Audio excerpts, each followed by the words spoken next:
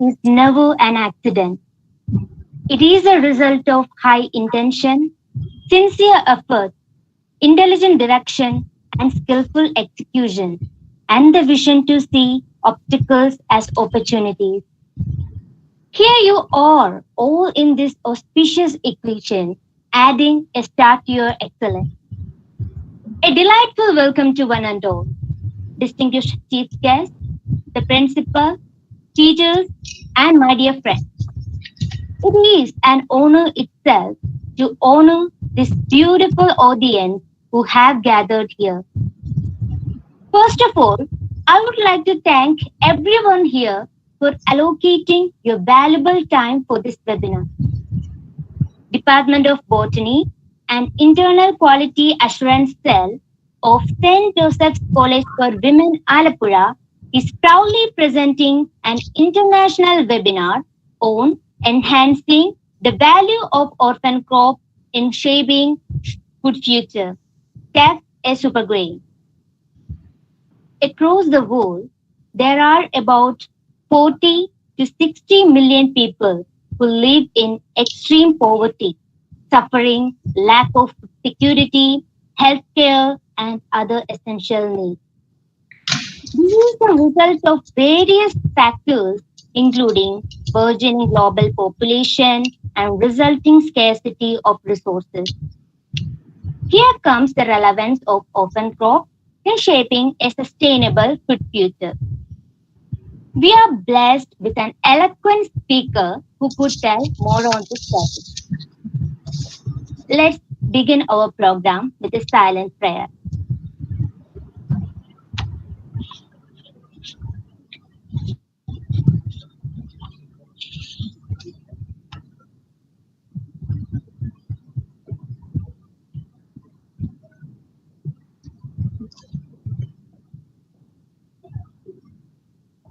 A gentle reminder, please keep the microphone mute to avoid interference and noise to the resource person and other participants.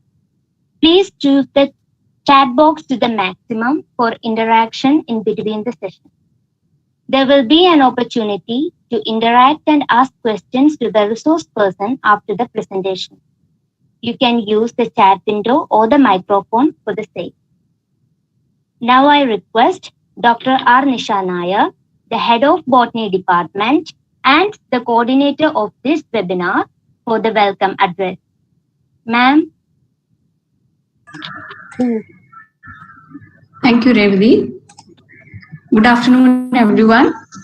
Respected Principal, Dr. Rita Latadikuto, Resource Person of the Day, Dr. Aiswarya Girija, teachers and delegates from different colleges, and my dear students. St. Joseph's College for Women is a higher education institution catering to the educational development of women. It is affiliated to University of Kerala and is situated in Alappuzha, rightly called as the Vedas of the East. Today, the Department of Botany and IQAC is organizing this international webinar on enhancing the value of orphan crops in shaping a sustainable food future. TEFF is an annual grass native to the Horn of Africa and is a multi-purpose crop which has a high importance for Ethiopian diet and culture. There are many challenges in TEFF production in terms of yield and susceptibility to lodging. So in today's webinar, the major research activities for the improvement of the potential of TEFF will be dealt with by a resource person. So on this occasion, it's my pleasure and privilege to welcome each one of you to this program. First of all, let me welcome the pillar of our strength and support, our dearest principal, Dr. Rita Latadikuto, to this webinar. Welcome you, ma'am. Thank you, Nisha. Today we have with us Dr. Aiswarya Girija as a resource person. She is Marie Curie Postdoctoral Fellow in the Institute of Biological, Environmental and Rural Sciences, Aberystwyth University, UK. With great pleasure, I welcome you, Dr. Aiswarya Girija, to this program. I extend a very warm welcome to all the faculty, delegates, and students from other institutions who have joined today. I welcome my colleagues, Dr. Diana KJ, the Assistant Professor in the Department of Botany, Ms. Ramya James, Assistant Professor and Head of the Department of Zoology, to this program. I welcome the teachers and students of St. Joseph's College to this webinar. Once again, welcoming you all to this program. Thank you. Thank you, ma'am. Now, I would like to call upon, with great respect, the dynamic leader of our college, our dear Principal, Dr. Rita Leta Dikoto, for the presidential address. Ma'am. Esteemed resource person of the day, Dr. Aiswarya Girija, Head of the Department of Botany, Dr. Nisha Nair, IQAC Coordinator, Dr. Anju, other faculty members of the Department of Botany and other departments of our college, and other delegates, research scholars, and academics attending the program, and my dear students, a very hearty welcome to all of you.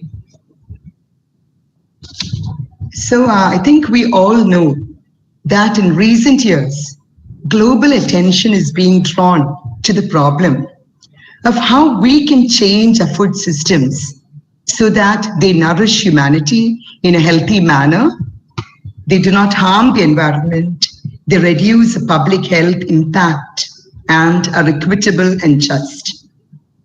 We all know that food systems are not only driven by trade policies and the food industry, but they are equally underpinned by consumer demand. And consumers like you and me have the capability to drive food supply by the choices we make.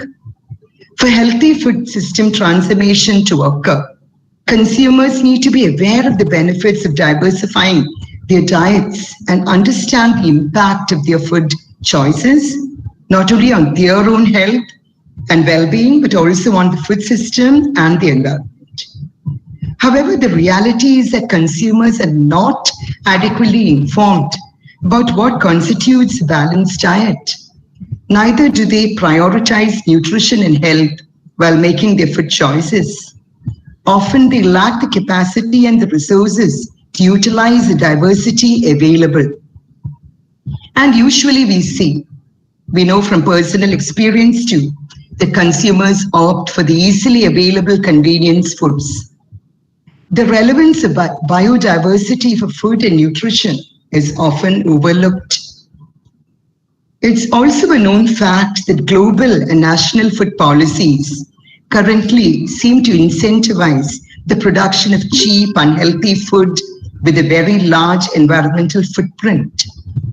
And one of the causes which is cited for malnutrition is not just lack of adequate food, but consumption of calorie-dense, heavily processed food. So many global environmental outlook reports and other such reports have highlighted the rapid decline in the global disappearance of many local varieties of domesticated plants and wild crops, many of which are underutilized and often maintained by farmers for their home consumption and for informal trade as well. These species and varieties which have been marginalized by the specialized modern agricultural production systems and science are, in common parlance, referred to as the orphan crops, and efforts to conserve and utilize these plant genetic resources for sustainable agriculture, food systems, and healthy diets is definitely the need of the hour. These have tremendous potential to address the key challenges we face in sustainable development and climate change, the disempowerment of the vulnerable groups, widespread poverty, the shrinking food, biodiversity, and the pervasive malnutrition, which is a global problem. So the quest to achieve as many of these sustainable development goals as possible has prompted scientists to think of innovative ways of increasing the supply of the safe and nutritious food without harming the environment. And one of the ways we can do this is making better and more creative use of the abundance and the diversity of orphan crops. At the same time, exploring ways that we can increase the demand of consumers for these resources. So in this context, I'm so delighted that our Department of Botany has brought this very important issue to center stage by organizing this international webinar. When we say international webinar, I think it is not really necessary even to say international, because when we have a webinar, it is definitely international. But the importance of this webinar is that we have a very important, eminent resource person of international acclaim who is here with us today to talk about this very pressing issue and introduce TEFF, the super grain, which I do not know enough to talk about that, but I'm sure she's going to enlighten us about the creative potential of TEFF as a super grain. So congratulations to the Department of Botany and the Internal Quality Assurance Cell of our college for this wonderful initiative. A warm welcome to our resource person and all those who are attending this program. I hope it is going to enrich our knowledge and also give us insights which will help us to contribute our mind towards building a sustainable food future. So thank you all for the privilege of being here and delivering this presidential address, and all the best for the webinar. Thank you again. Thank you, ma'am. Now I request Dr. Diana KJ, the Assistant Professor of Botany Department, to introduce our speaker. Ma'am, please. Okay, thank you, Revati. A good number of people consider a job as the end result of education. However, there are some who take it up as a vocation and not just as a means to secure earnings. Yes, our resource person, Dr. Aiswarya Girija, is such a personality who pursued her studies diligently, forsaking even a government job, and has won Marie Curie Fellowship. After completing BSc Biotechnology with third rank from the Marivanios College, Tiruvandhuram, Dr. Aiswarya got a job as postal assistant, but she was determined to continue her studies. She then notched up first rank in MSc from Bharatiyar University, and she subsequently joined for doctoral research at the Rajiv Gandhi Center for Biotechnology, Tiruvandhuram, on an INSPIRE fellowship from the Government of India. Her PhD was in identifying suitable candidate genes responsible for polyketide biosynthesis from Indian gooseberry. During her PhD, she was awarded the Newton Bhabha Fellowship to do 6 months research in Aberystwyth University, UK, under the guidance of Professor Louis Moore. This gave her the experience in metabolomics. She successfully completed her PhD in the year 2017. She has published her results in international journals and has presented her research in various international and national conferences. Further, her research interests were to pursue experience in plant metabolomics. She gained 3 years of experience in plant metabolomics by working as a postdoctoral researcher in Mikhail Galili Research Institute, Israel, under the guidance of Professor Rachel Emmer. During her research in Israel, she tried to understand the methionine biosynthesis in seeds using in-depth metabolomics and transcriptomics approaches. This has reinforced her skills on metabolomics and was the major turning point in applying for European Union Marie Curie Individual Fellowship. She has successfully qualified for this prestigious fellowship in the year 2019, and she will apply a novel strategy in using TEFF, an orphan crop, simultaneously as a system and host to explore the genetic resources by omics and phenotypic approaches, while also applying gene editing strategies to improve the plant. This is being carried out under the supervision of Professor Louis Moore, IBERS, Aberystwyth University, UK. We are greatly honored to get this kind of opportunity to listen to the words of great personality like Dr. Aiswarya Girija. So let us now have the privilege listening to the session of Dr. Aiswarya Girija. Ma'am, please. Over to you, ma'am. Thank you, Dana, for such a warm introduction. So I'll now start to share my presentation.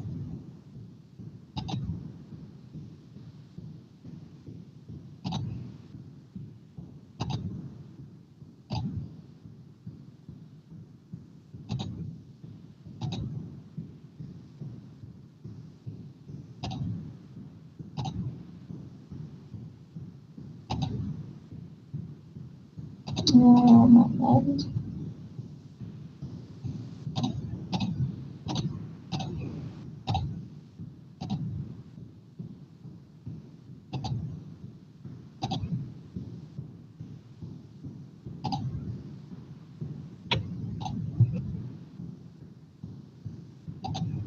Moment, please.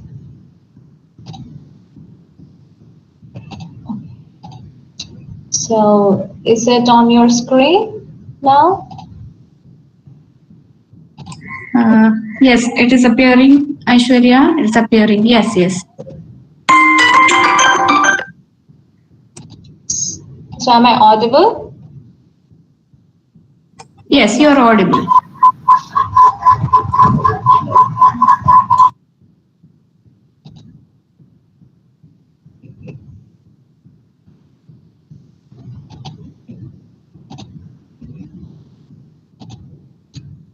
Moment, a couple of minutes.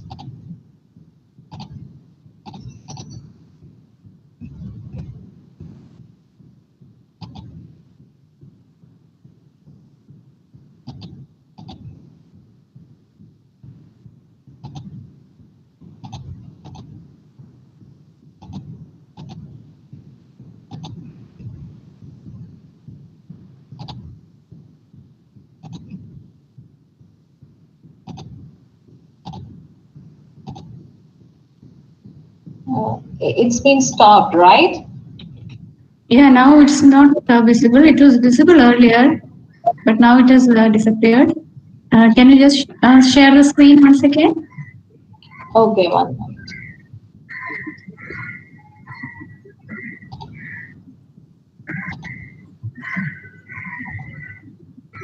Okay. Now it's there? Not yet. Yeah, now it's appearing. Okay, so Okay. So good afternoon, everyone. And before I start, first of all, I would like to thank Dr. Rita Leda, the principal, and Dr. Nisha Nair, and organizing committee of Department of Botany, Centers of College, for providing me an opportunity to share my research in this webinar. I really appreciate the organizing committee for organizing this webinar during these difficult times. So my warm welcome, everyone. Today, I'll be talking about my postdoctoral research, what I'm doing here in Aberystwyth University. So the topic of my today's talk is enhancing the value of orphan crops in shaping a sustainable food future, TEFF, a new super grain. So I will be starting with an introduction to the university where I recently work, what are the facilities we have, and then I will introduce the plant TEFF, which is a crop from Ethiopia, and I assume most of us don't know or we are not aware of the crop TEFF. Then I will be discussing about the nutritional and economic importance of the plant and what are the possibilities that we can do in TEFF in order to bring that orphan crop into a superfood, and what my research is focused in this plant. So I come from Aberystwyth, so most of all you might not have heard that place, Aberystwyth. It's in United Kingdom. It's quite far from London. We are located in Wales, So we are located in the coastal side of west coast of Wales. So here I am located where my university is. So it's an isolated town. So we have various various departments in our university, and it is ranked one of the 48 top 10 UK universities by Times in 2020, and we have been awarded the best university for the teaching quality in 2018 and 2019. So within the university, we have a very large department where I currently do my research, which is called IBERS. That's Institute of Biological, Environmental, Rural Sciences. So the IBERS itself is an international research and teaching platform where we focus on areas which have impact by global changes, and we are trying to figure out the research in response to like food security, bioenergy, and climate change. So I would like to introduce to you all the two important facilities which I will be applying in my postdoctoral research that we have in our university. So that is the National Plant Phenomics Center and the high throughput omics facilities that we have here. So as a plant biologist or a plant scientist, the most important trait that we look in plants is their phenotype. So most of the researchers have difficulty in understanding the phenotype because the plants respond to the environment or the changing environment in a very diverse and different way. So the phenotype or the phenomics is a major bottleneck when you go for omics approaches, like high throughput omics approaches like the genomics, transcriptomics, and metabolomics.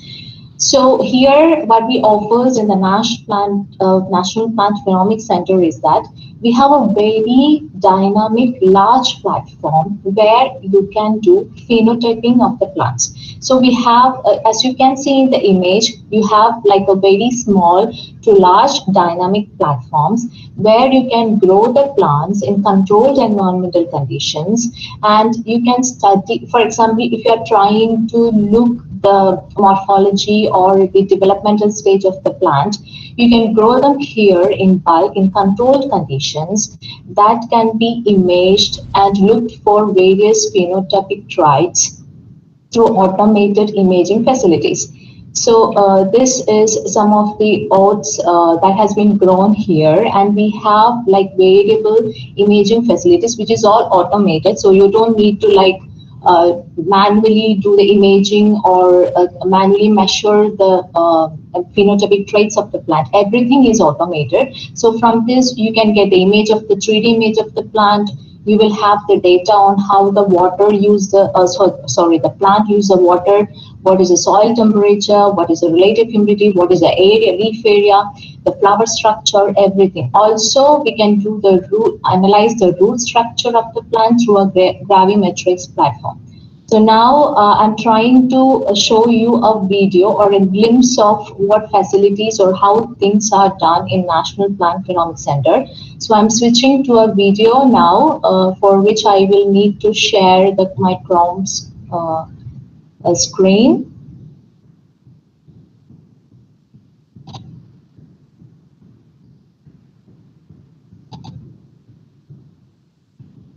So I'm stopping this for a while. I want you to like look into the facility what we have in the National Plant Phenomics Center. So can you all see the page what I'm sharing? Yes, it is visible. Okay, so this is a video of the National Plant Phenomics Center, which is located in Aberystwyth.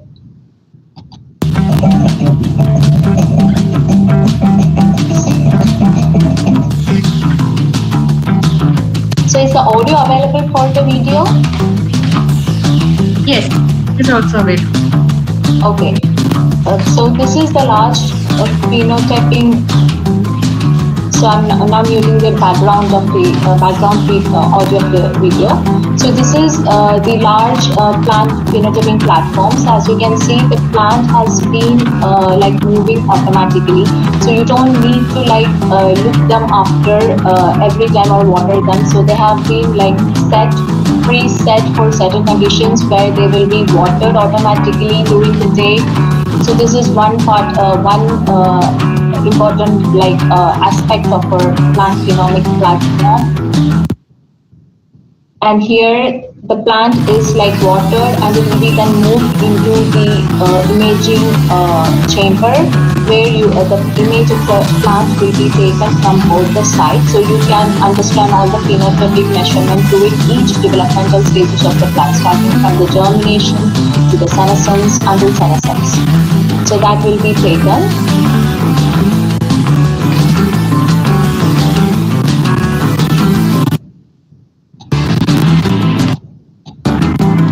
And this is the root phenotyping. So if you want to study the root architecture of the plant, so the plants can be grown in a certain root column, and then the root column imaging can be done using the same imaging process, so that you can understand and study the root architecture of the plant, which is very important when you are looking at the plant morphology.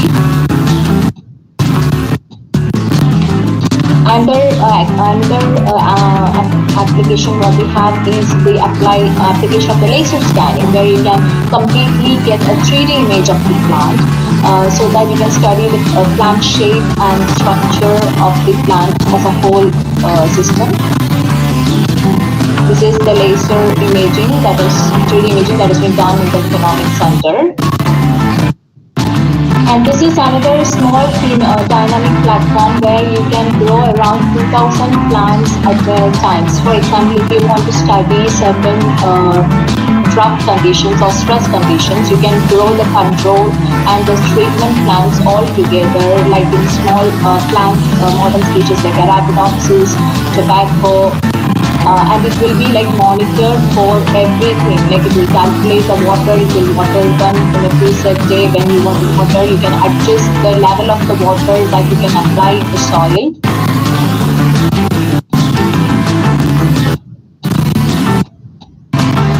Yeah, this is how it's been weighed and watering is done in the plant. So this all goes automatic. So it's one of the advantages as a plant researcher that we can understand the phenotyping of the plants through this system. So now I am stopping this.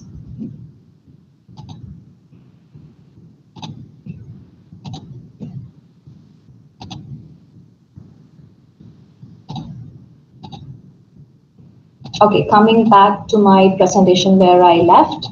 So now you have seen how what dynamic platform what we have here using the Plant Phenomics Center. And with this, you can get a complete phenotypic measurement of your plant. You can understand the plant through the whole developmental cycle from the germination until the senescence. So apart from that, we have another high throughput imaging facilities. So when you work on the cereal crops, the most important part of the plant is the seeds. So you will be looking at the seed quality, the seed color, the seed size, etc. So for which we have a high throughput imaging system using the visible and various infrared lights to a Marvin grain analyzer system. So here you can see different images which is captured in our high throughput imaging center. So this is the grain of the wheat. So you can understand the panicle structure of the wheat inflorescence, the seed structure, the internal anatomy of the seeds, etc. So what I will be doing in my research, I will be studying the phenotypic aspect of the TEFF coupling with the metabolomics side. So for that, we have a high throughput metabolomics facilities using high-end mass spec systems where you can do the whole metabolite profiling, proteomic profiling, and lipidomic profiling of the plant. So this is one of the reasons why I choose this university, because during my PhD, as Diana mentioned, I was here in 6 months.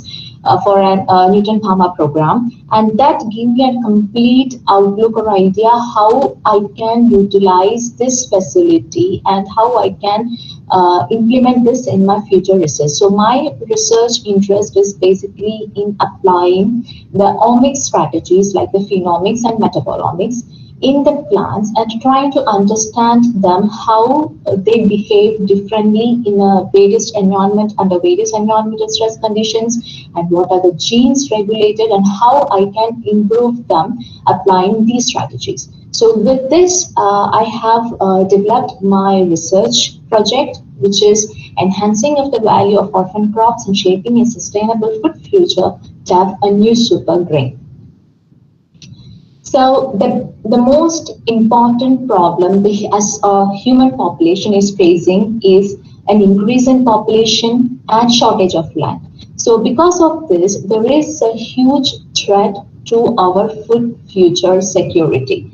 So according to World Health Organization, around 7.8 billion global population, approximately 955 million people suffer from chronic to acute hunger. So there is a huge demand of more food in order to feed this increasing population. So it's not from the increasing population or shortage of land that is a threat to food security. There are other problems like our climate is changing due to the global warming, and the plants suffer from these climatic changes and other abiotic and abiotic stresses. So the plants need to adapt to this changing environmental changes, which in turn will affect their productivity, and there will be less yield. So it has been estimated that by 2030, the most of the developing countries will have a shortage in their crop productivity, and there will be more in demand for more increased food supply. So what can be done? So we are blessed, or our nature is blessed with around 250,000 edible plant species, of which human consume only 1%. So the remaining 99% is still unexplored. So we are all familiar with the main cereal crops that we consume every day, like wheat, rice, and maize. So, and we are just focusing on those domesticated crops so far. So now we have to think out of the box, and we have to find a solution how you will be meeting the increased food demands of an increasing population, and how we can make our food future so secure. So recently, the researchers are trying, the farmers and the breeders are trying to use the traditional breeding techniques. For example, we are trying to breed wheat or rice for new or improved varieties. At the same time, the researchers are trying to use the biotechnological improvements like using GM method to bring new modified crops or to improve the trait of the already cultivated crops. But the main problem is these all will take around 20 years, and there will be next acceptance from the consumer side. So what can be done apart from this? So the best solution is we need to find new stable food crops that can feed this increasing world population.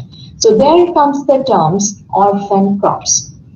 So orphan crops, as I said, we have blessed with a huge diversity of edible plant species, and there are crops which are like underutilized or lost because they will be more indigenous to certain countries or certain regions, but they are not so common among the other consumers, and there is only a little research done or lack of investment for the improvement. So those crops are called orphan crops, and they can be a good tangible solution for our food security and the climate changes that we are going to face in the coming decades.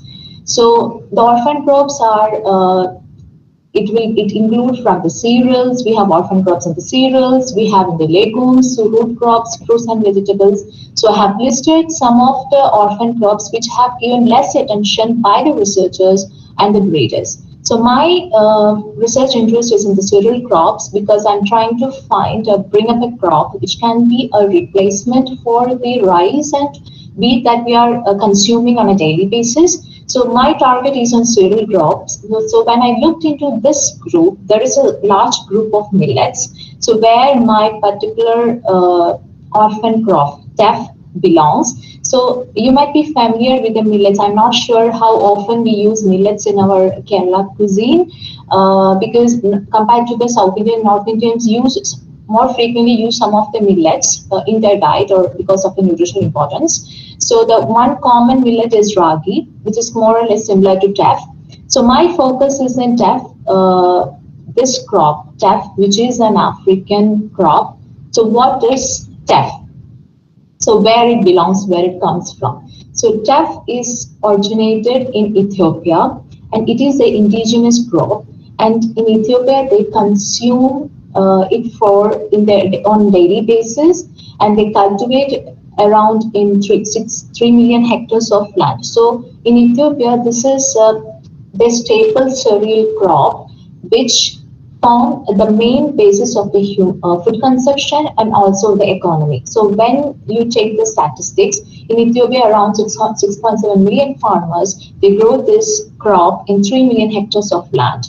So teff is being produced about 90% in Ethiopia, and it has a good economic market, food market.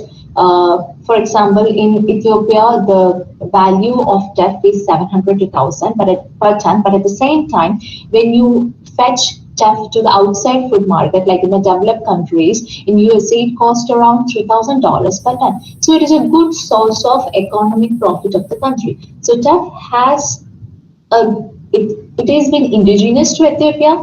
It has a good nutritional food potential. At the same time, it fetch a good economic value for the country. So that makes teff an interesting golden crop for the food future. So the teff, this plant is scientifically known as Eragrostis teff, but it's commonly called teff. So the word teff, it comes from the Ethiopian word teffa, which means lost. So why? Because teff has a very tiny grain size, due to which it is lost during the harvest process. So as I said, Ethiopia is a center of origin and biodiversity of teff. And it is currently cultivated in India, Australia, Germany, but it is not used for the human consumption. It's basically used for feeding the animals. The straw of the teff plants are used for feeding the animals. So, as I said, it forms daily food for the Ethiopians. So, in Ethiopians, they make injera, which is this Ethiopian daily bread in Ethiopia. So, it is a flat bread. It is more or similar like our dosa or Kerala appam. So, they ferment the teff flour with yeast, and then they make a flat pancake-like bread. So this is one of the main Ethiopian dish. They also use it for preparing porridge, and they will be using along with other flour like wheat flour, rice flour, and also for making baby food. Okay, so coming to the botany. So the teff belongs to the family of grasses, Poaceae. So the genus Eragrostis, it has around 350 species. And in that genus, only teff and finger millet, which is ragi, are the two crops which is only cultivated for human consumption. So the teff, when you look teff as a plant, it looks like this. It belongs to a grass. So it's more or similar like the grass. It's like a grass family, like how you see wheat or any grass family member.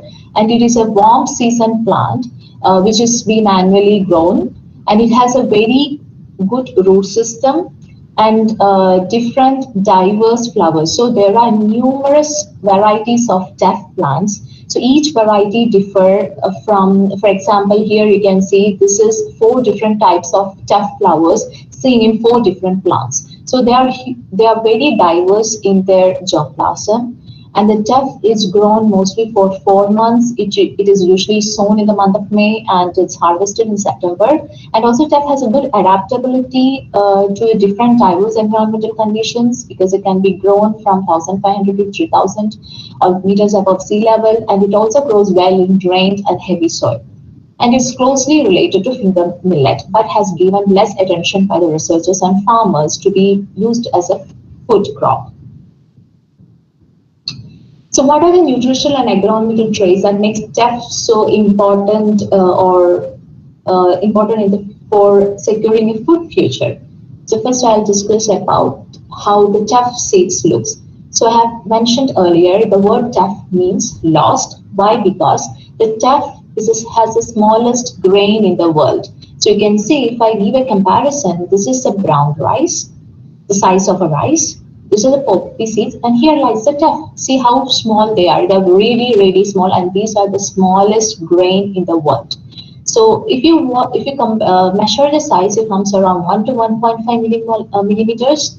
And then if you take 150 TEFF grains, it comes to around 1 kernel of wheat. So if you want a kilogram of TEFF grains, you need approximately 3,000 seeds. So they have really very tiny seeds with so much potential. And again, when you come to the TEFF grains, you have so many colors of seeds. It ranges from white to dark brown to reddish brown. So usually they are classified based upon 3 colors, which is white, red, and brown. So the white ones are the really expensive ones, which are exported, and they're rich in copper. But the red ones are rich in iron and calcium, and they have been mostly used for the household purpose, like making injera. So what are the nutritional benefits? So as I said, our population is increasing. So does our environment is changing. Our lifestyle is changing. So we are becoming more health conscious day by day because of so many lifestyle disorders. So if you are, there are people who look for like gluten-free crops, or there are patients who have less tolerance to gluten, or for the diabetic patients, that TEFF grains can be a great replacement for wheat and rice. Why? Because it is 100% gluten-free. So it is good for the patients who have gluten sensitivity and type 1 diabetes. And also it is highly rich in essential amino acids. It has a high mineral content, low glycemic index, and high fiber and carbohydrates. So when you compare the TEFF with other orphan crops, TEFF is highly rich in these minerals, vitamins, carbohydrate, fiber, and proteins, which makes it a good source of food with great nutritional values. So how the TEFF, or what are the agronomic traits that makes TEFF so easy for the farmers and breeders? How well they adapt to the environmental conditions. So TEFF is indigenous to Ethiopia. So they grow very well in semi-arid to arid regions of Africa. And it can adapt to a range of altitudes, like it can grow from 1,500 to up to 2,000 meters above sea level, and grows well in very well-drained and heavy soil. And also it is adaptable to low drought and waterlogging conditions. So this makes it as like a backup crop compared to other crops. For example, in a field you're growing maize or wheat, and sometimes due to sudden rainfall you have like a crop failure. Then as a backup crop, TEFF can be grown in place of maize or other domesticated crops. And also it has been resistant to more pest attack. It has a longer shelf life, and the seeds can be stored up to 3 years. So I have been discussing the nutritional and agronomic traits of the TEFF, but what are the limitations? Where we have to focus to improve this TEFF crop, or how we can make this TEFF as a superfood. So the main limitation comes from the size, because TEFF has a very small size, and due to which it is mostly lost during the harvest, and takes so much labor in harvesting the seeds. So when you look at this graph, in Ethiopia, you have a greater area for TEFF production compared to other domesticated crops like wheat, barley. But when it comes to yield, you're seeing an opposite trend, because TEFF yield is very low compared to other domesticated crops. So that is the main issue what the TEFF is going through. And another problem is lodging. So TEFF, they are like a grass family, so they grow tall and they have a slender stem. So when the plant reaches a maturity, it tends to lodge to one side. So this in turn again increases the yield loss. So these are the two primary concerns or the limitations in the TEFF growing. And another aspect is we don't have much genetic information available for the TEFF. There are currently 2 genomes has been sequenced for the 2 cultivars, but they're still not annotated perfectly. And we have lack of funding from the government and the private investment for improving the TEFF. So my interest was, since this TEFF has so much potential because it is being now using or consumed by so many people in Ethiopia, Europe, and other American, it has a great future for being a human food crop for human consumption. But it is being neglected by the research community or by the farmers or the readers. So my project was trying to make a project how I can bring this crop and make it more familiar with the researchers, with the farmers or the consumers, and how it can be released in the food market in UK and Europe. With this, I have applied for the European Marie Curie Individual Fellowship, and my project has been funded for 2 years. So in this project, I will be applying an integrative omics strategy, considering TEFF as a system and host, and applying some gene editing strategies to convert this orphan crop to a superfood. So this is the overall aspect of my project, what I will be looking in this orphan crop. So the TEFF, as such, I said there is no genetic information available for this plant. And this plant is so diverse that we have so many varieties of the TEFF plants. So my first target will be to understand the metabolite variation in the TEFF germplasm, for which I will be applying a metabolomic genome-wide association studies, MGWAS. So first I will be looking at the metabolomics of the TEFF plant, and this will be correlating it to the genome information. So this approach will help us to identify the important or the most promising cultivar from the very diverse TEFF germplasm. So another aspect is CRISPR. So that is a new gene editing, very simple tool that I will be trying to apply in TEFF for finding a solution to lodging. So TEFF, as I said, is more prone to lodging. So I'm trying to implement or create a platform using the CRISPR to find a tangible solution or to bring a lodging tolerant TEFF varieties.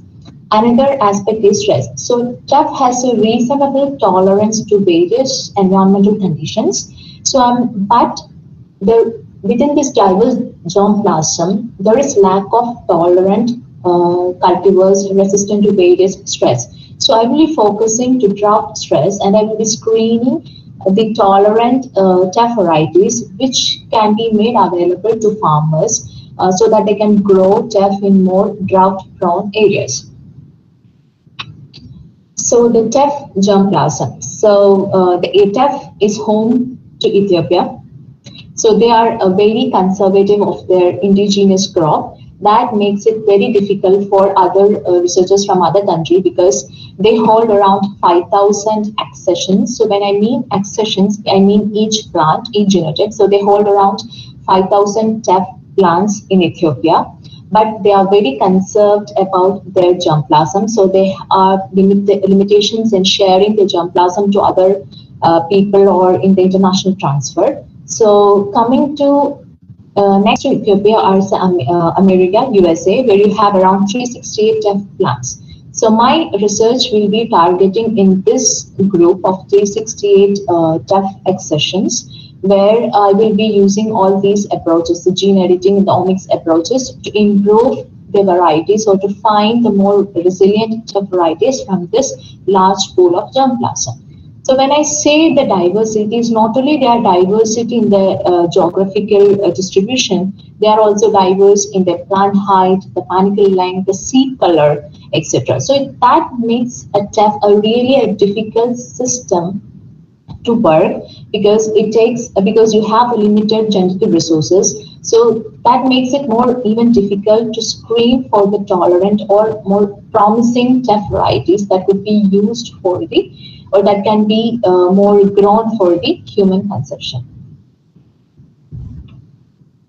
So first, I will be doing the metabolomics part. So when you take a plant, the most important part is the metabolite because it forms an integral part for the plant development and adaptations. So in plants, we have the primary metabolites, which is mainly used for the plant growth and development, and the secondary metabolites, where you have other compounds like flavonoids, alkaloids, phenolics. So these helps the plant to adapt to a different various abiotic and biotic stress. So my research interest is to understand the phenomic traits in the TEFF using the National Plant Phenomics Facility and then couple it with the metabolomics data so that I can get a complete metabolomics profile of the 368 TEFF plants so that it can be used to interconnect the biological process, what is going on TEFF with its phenotype, and then it will help in selecting the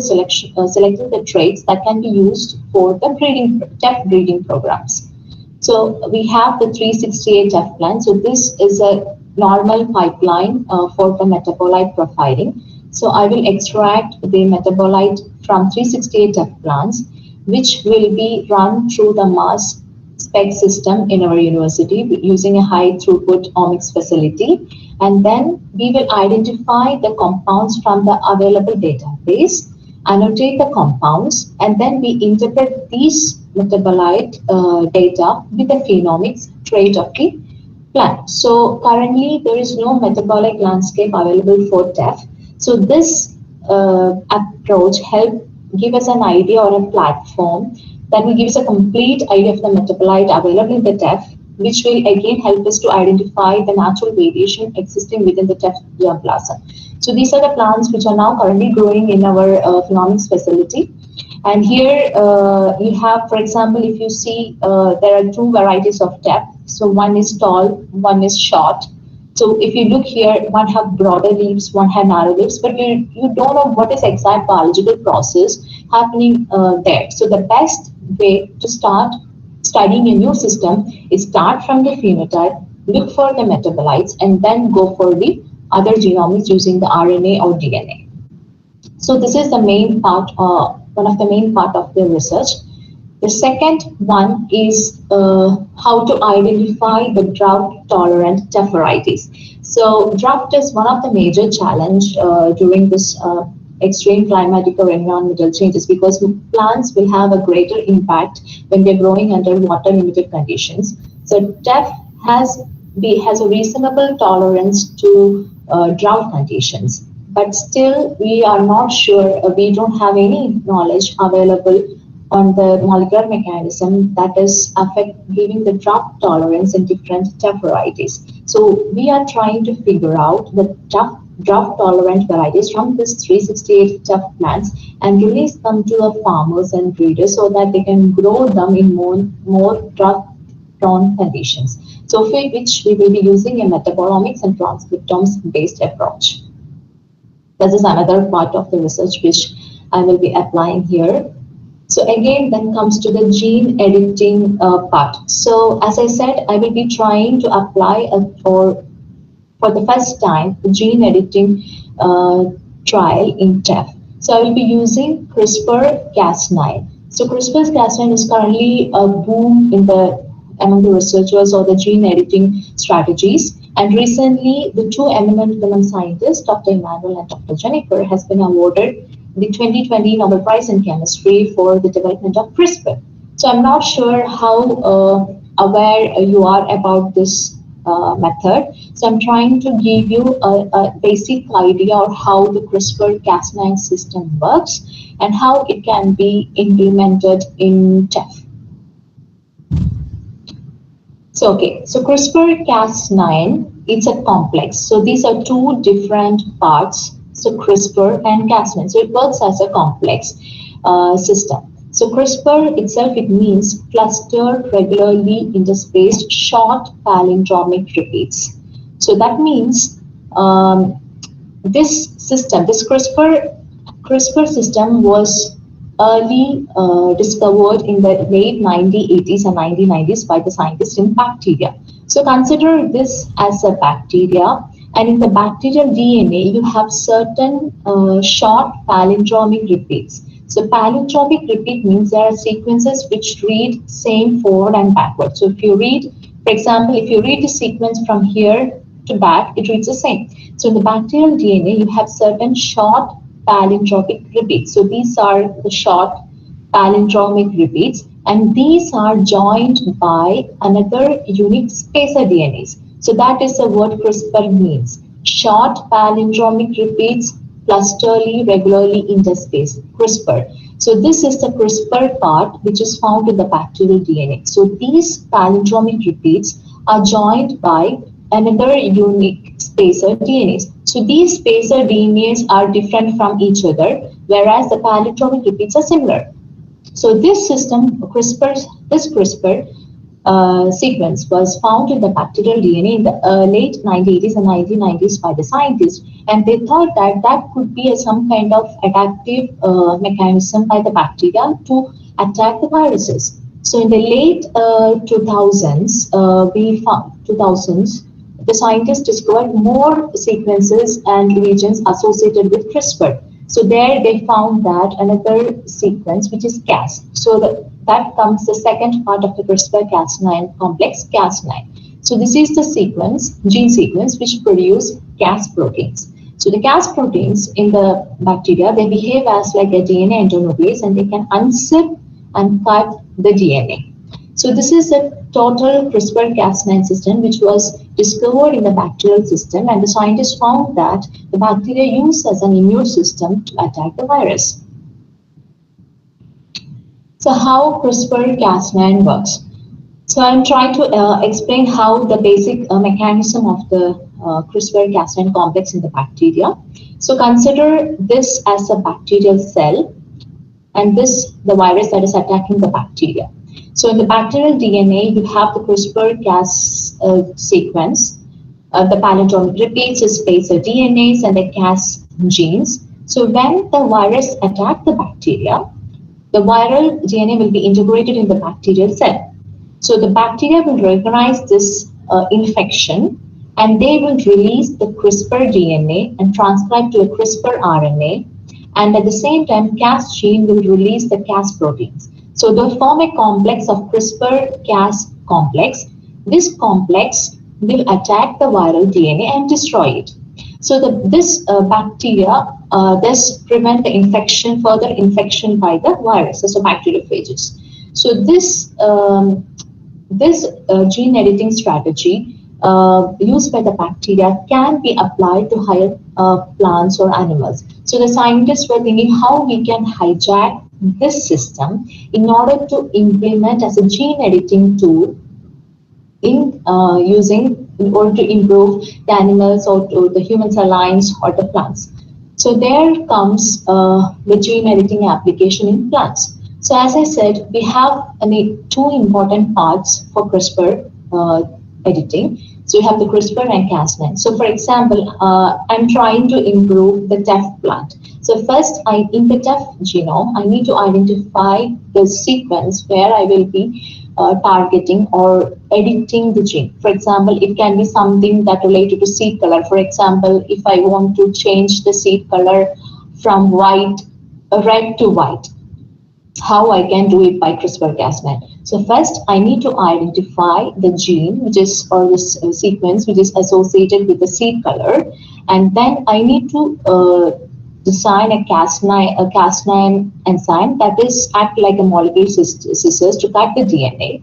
And the most important part is a guide RNA. So this is the CRISPR RNA where we have to design a sequence which will be complementary to the target gene sequences in TEFF.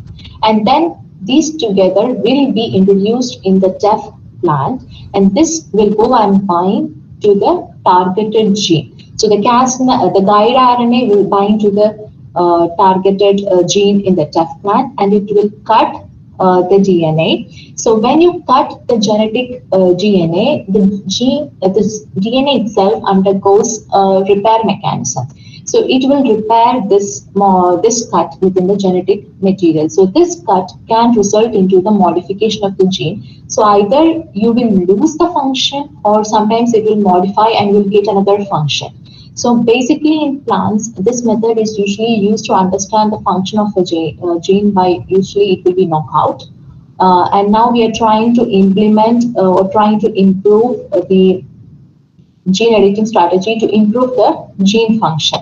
So this will be applied in TEFF. So as I said before, TEFF has a major problem with lodging. So when the TEFF grows to maturity, it becomes very tall and it has a slender stem and it tends to lodge. So this will result in yield loss. So here I'm trying to implement the gene editing tool, how I can target this lodging and how I can make it more tolerant to lodging so that we have less yield loss. So no one has ever implemented a system in TEFF. It will be the first time. So there will be certain optimizing strategies which I need to be done. And it's basically a trial and error method. So here, this is one of the CRISPR trial which is done in a melon, where you can see that the researchers are trying to knock out. So this is a wild plant. This is a CRISPR. So the researchers are trying to knock out the PDS gene, that is phytonil desaturase gene, in this wild variety. And the CRISPR plant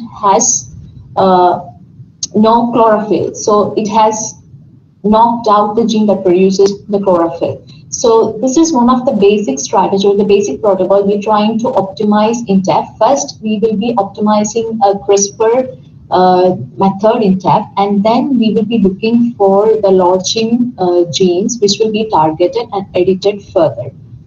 So these are the major aspects of the research which I will be applying to my project in improving the TEFF from an orphan crop and to increase its value both in the farmers, consumers, and also among the researchers to a super future food crop.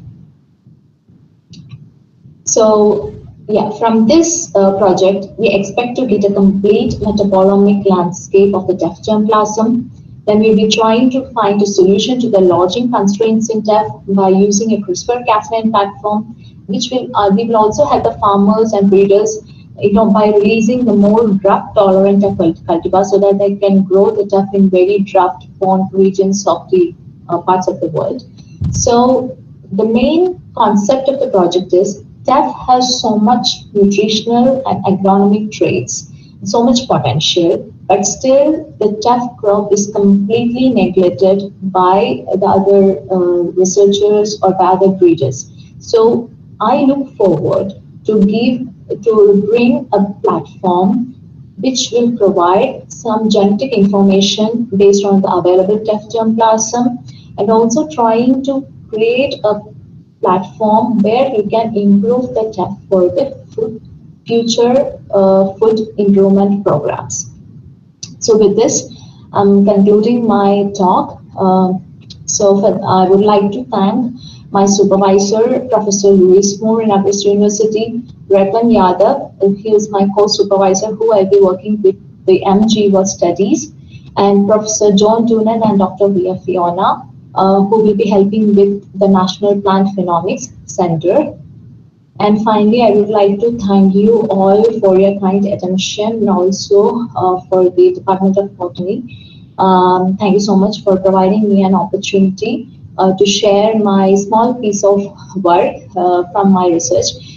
Because I recently joined here in IBERS just before the lockdown. So I'm just trying to troubleshoot the methods for growing the TEFF and how I can collect the samples during this corona times. So this is just a basic start. I hope in the coming future you will get more information on the genetic resources of the TEFF. Thank you all once again. Thank you for your patience and listening. Thank you, ma'am. Thank you for such an interesting and information section. Dear participants, now the session is open for discussion.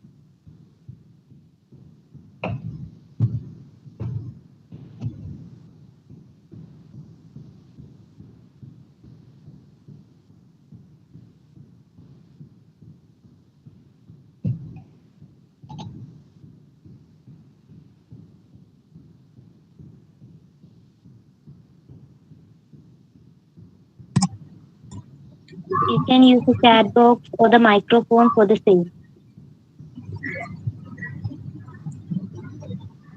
There's one question in the chat box.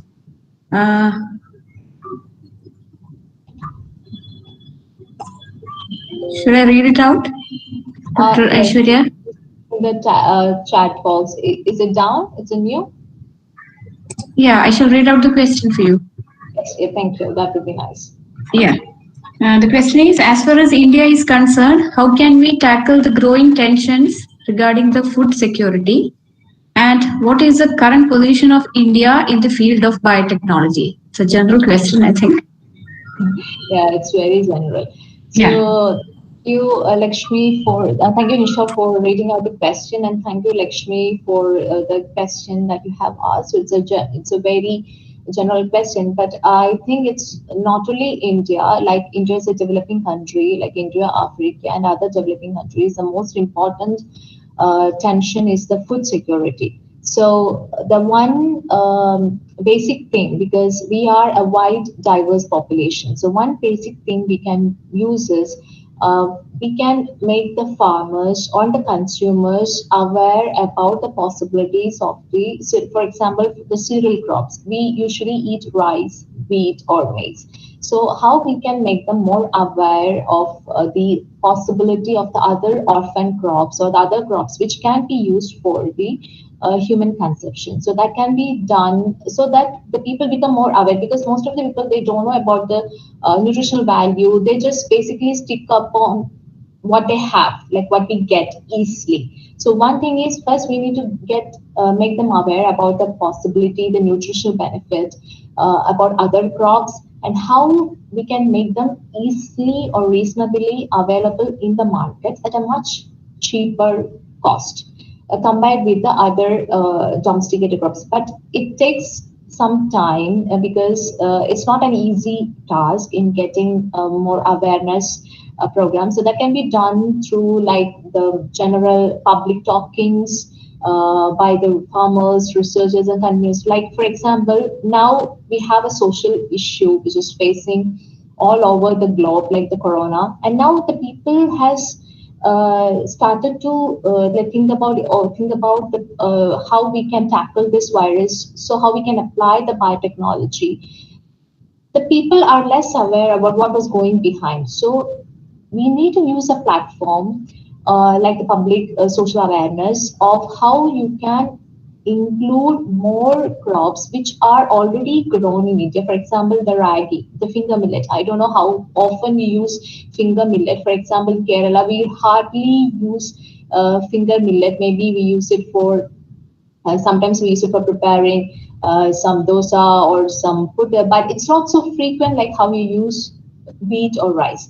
So try to incorporate. So when you have more usage of these crops, there will be more demand, and the more focus or attention will be given to those crops, which are again nutritionally important.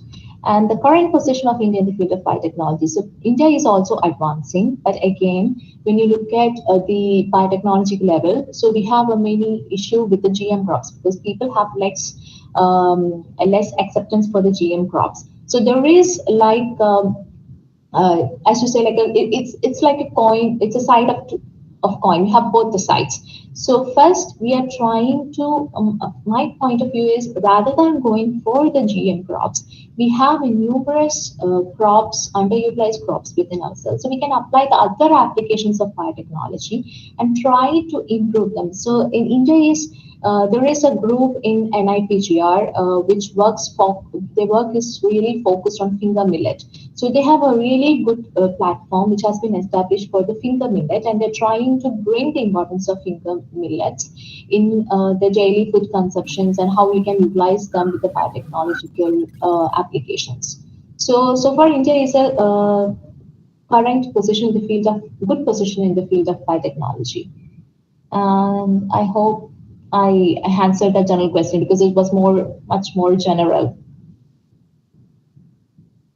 And the second question is new latest information for the TEFF grains, for the genetic resources for the TEFF grains. You can use the grain database, where you have a numerous information available for the TEFF grains, but it is only restricted to 368 TEFF germplasm.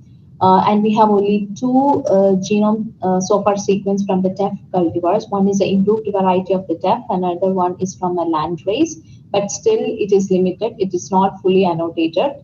So far, the molecular side biology of the TEFF side is not yet done by any researchers. So that is how we are standing and how promising this TEFF research is. The database available for lodging genes by Karuna Sridhar. Yes, the lodging genes in the wheat, rice are available, but not for the TEFF.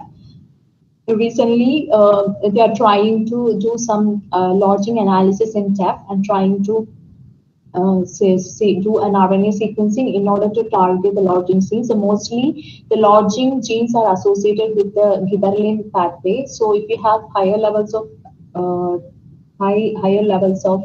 gibberellins, that will be more prominent to lodging. So we are trying to target the gibberellin pathway associated with the lodging. So now the question by Revati, one of the major challenges to food security is climate change. Yes, how TEFF is effective against the challenges posed by climate change. So TEFF is grown in Africa. So in Africa, you know, the climate is so harsh, so dry, and they have a wide range of climate from arid to semi-arid regions. So TEFF is more resistant to these harsh conditions. So TEFF can be grown in other parts of the world where it's affected by the climate change. So far in UK, we have a very colder environment. So now I'm trying to understand how TEFF can tolerate the environment in UK. So far, TEFF is a very simple crop. It can withstand drought, it can withstand heavy rainfall, it can grow under very limited moisture. So that is a good crop for growing in adverse climatic conditions. So TEFF is a very good crop for, it's a very good choice. Yes, by Prajwal, is TEFF beneficial for patients having diabetes? Of course, it's a great replacement for wheat and rice for the diabetic patients because it has a very low glycemic index and is completely gluten-free. And it has so much nutrition potential. It's very good for having diabetic patients. Yes, I guess that's all the questions I have in the chat box, and I hope it was very good, and I hope you all got an idea of how important the TEFF is. Ma'am, one more question, ma'am. One more question. Yes. Ma'am, you're generating enormous amount of data with this automated systems of omics as well as this labs and automated systems of this plant rearing and all. So how these data is handled? Is it made available to the people? That is it made open or is it are other people access it by payment? Or is it kept to the university itself? No. Actually, the National Plant Phenomics Center, it's an open system. So it's open to every research. It's not only for the Aiswarya University. If you want to collaborate with the Phenomics Center, if you want to do a project, you can contact them. And all the data shared in the Phenomics Center, in whatever concerned project, that will be shared in the public database. So whatever research what we are undertaking in Aiswarya University, we will be sharing through a public database that we hold within our university. And also it will be made available for the public through publications. So it's not something restricted, that's restricted within the research community. The main focus of our aim is to make this data available for the farmers and breeders so that they can utilize them in their crop improvement programs. So they are public. Thank you, ma'am. Thank you. Feedback form will be provided in the chat box. Please fill it. Your response is valuable for us. Sure. Now I request. Yes. Okay. Now I request Ms. Ramya James, Head of Zoology Department, to propose vote of thanks.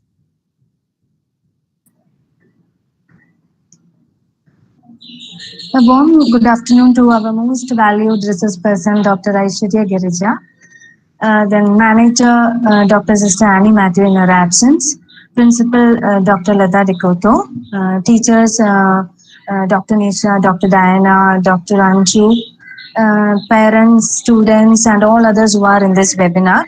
It is my privilege to propose a vote of thanks and acknowledge the contributions of those who worked hard to make this webinar a success. It was indeed a very relevant webinar because the topic that was discussed was truly new to us, and the highlight was the video which was shown by Dr. Aiswarya Girija about the facilities available in the university. It was really heart-taking video, I should say, because we lack such facilities in India. I don't think at least one is available here. So let me move to that is, first let me thank Almighty God for making today's event a resounding success. And on behalf of the college, I extend a really hearty thanks to our resource person, Dr. Aiswarya Girija, who spared time from her busy schedule to share her views on topic enhancing the value of orphan crops and shaping a sustainable food future, TEFF, a new seed per grain. It was a very enlightening talk, ma'am. A new piece, lots of information, new information for all of us you gave. And this talk, I should say, surely is going to encourage our students in their future endeavors. You talked about so many things like CRISPR-Cas system, then the gene editing tool, then about the prospects of TEFF. Then in the video you showcased the phenotyping platform, root column imaging, laser imaging. These are all these were very so interesting to us. Thank you, ma'am, so much for sparing time for us. And I am immensely thankful to our manager, Dr. Sister Annie Matthew, for her support and encouragement for the webinar, for organizing the webinar. Special mention to our respected principal, Dr. Lata Dikoto, for being the catalyst, stimulating us to do our best and standing as a pillar of strength for the whole faculty. Then I would like to congratulate and thank IQAC and the Department of Botany for arranging this webinar on a relevant and significant topic, with special mention Dr. Anju and Niliara, IQAC coordinator and HOD of the Department of Home Science. Then Dr. R. Nisha Nair, HOD Department of Botany. Dr. Diana KJ, Assistant Professor, Department of Botany. I would also thank the people who work behind to give technical support to this online program. And last but not the least, I extend my sincere gratitude towards all the participants of the webinar. You have made this program a great success. Thanks. Thank you.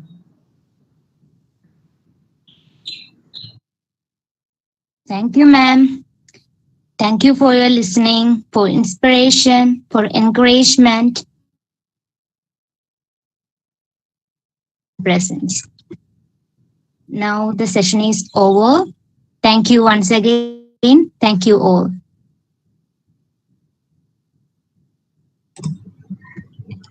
Aiswarya, thank you so much on my own behalf. Thank you for sparing your valuable time and be with us today. Thank you.